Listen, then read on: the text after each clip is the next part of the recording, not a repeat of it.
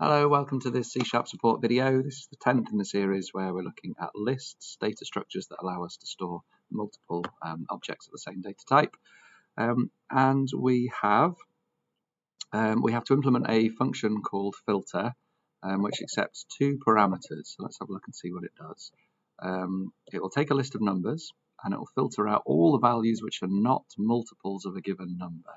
Okay, so we get a list of values and we get a number, an integer, and we have to work out, does a value in this list divide neatly using this factor, as in, is that value a multiple of this factor?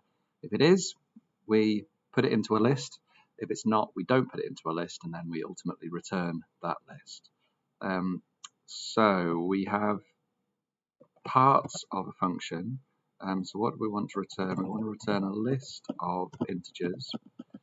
What parameters do we receive? Well, we receive a list of integers, and we're going to call it values. And we also receive a factor, and that's the integer value that we're checking to see if each of these values are multiples of. We need to be careful not to change this list. So we can't just remove values from this list. We want to return a brand new list. So let's make that new list now. Same data type. It's a data structure containing multiple values of integer type. Let's call it filtered. And we'll instantiate it. Let's allocate the memory for that list.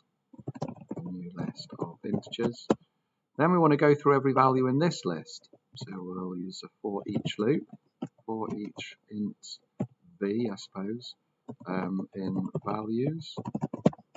Then we can check and see, is that value a multiple of this factor? So we're going to use the modulo operator for this. So we'll say if the mod factor, that means find the remainder after dividing. And if the remainder is equal to 0, that means it divides perfectly, which means that v is a multiple, or that f is a factor. So what do we do in that case? Well, we want to add it to the filtered list. So filtered.add. What are we going to add in? The value that we're using to iterate through our list. And then we should be able to return that list.